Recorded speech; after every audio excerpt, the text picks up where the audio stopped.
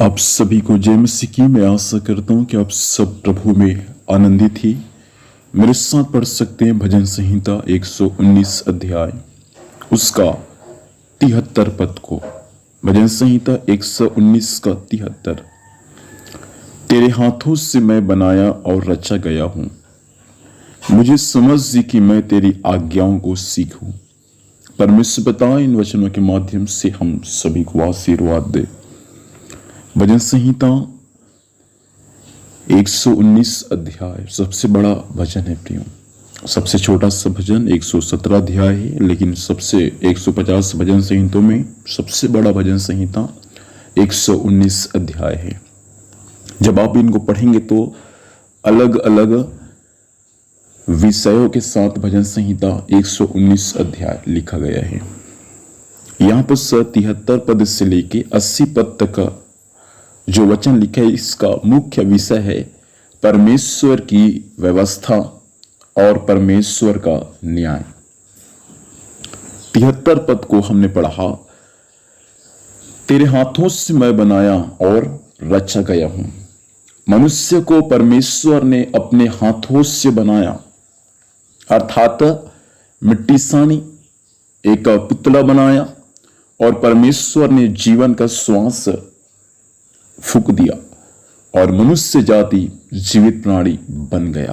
प्रभु का वचन ये सिखाता है प्रियो, हम जो मनुष्य लोग इस पृथ्वी पर रहते हैं, हम सभी को बनाने वाला एक परमेश्वर है।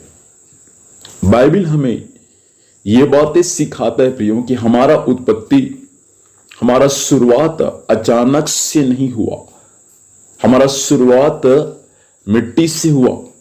इसलिए मनुष्य का जब मृत्यु होता है, उसके पश्चात उनके शव को इसी मिट्टी में वापस दफना दिया जाते हैं, क्योंकि ये शरीर मिट्टी से निकाला गया और अंत में मिट्टी में क्या हो जाएगा, मिल जाएगा प्रियो।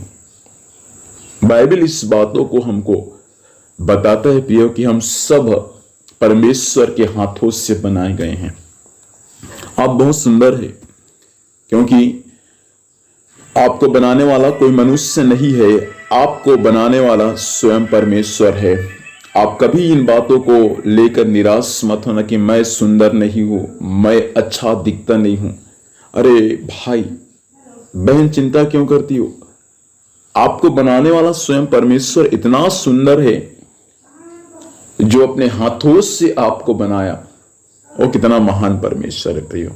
प्रभु की सुंदरता को हम चाह कर भी वर्णन नहीं कर सकते। इतना बड़ा परमेश्वर जो स्वर्ग में भी नहीं समाता, पृथ्वी में भी नहीं समाता, वो परमेश्वर अपने हाथों से हमको बनाया प्रियो। अब प्रभु यदि हमको अपने हाथों से बनाया और हमको रचा, तो अब हमको आगे एक काम करना है, प्रार्थना करने प्रियो। कौन से विषय के लिए? कि मुझे समझ दे प्रभु, बुद्धि दे प्रभु, कि मैं आपके आज्ञाओं में क्या कर सकूं, चल सकूं, आपकी आज्ञाओं को सीख सकूं।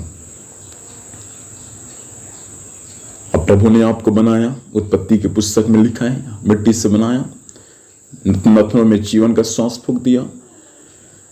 अब उसके पश्चात प्रार्थना करने की, प्रभु मुझे बुद्धि और समझ दे कि मैं आपकी आज्ञाओं को सीख सकूं और आपकी आज्ञा के अनुसार चल सकूं। आपको यदि आज्ञा मालूम ही नहीं रहेगा तो आप कैसे चलेंगे प्रियो?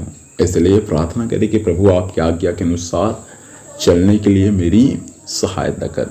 प्रभु जरूर आपकी सहायता करेगा, जरूर आपकी परमेश्वर मदद करेगा और एक दिन आप प्रभु के विधि में चलने वाला एक बेटा और बेटी बन जाएंगे। आइए प्रार्थना करेंगे। प्रभु जी धन्यवाद देते हैं, सुंदर समय दिया कि आपके वचन को प्रचार करने के लिए, सुनने, सीखने और समझने के लिए सहायता किया। धन्यवाद पिता, ये वचन सभी के जीवन में अधिकाई से काम करे। प्रभु जी सभी इस बातों को जाने कि हमारा बनाने वाला स्वयं परमेश्वर आप है। आज दिन भर संभालना, आपकी दया दृष्टि सभी पर होने में सहायता कीजिएगा।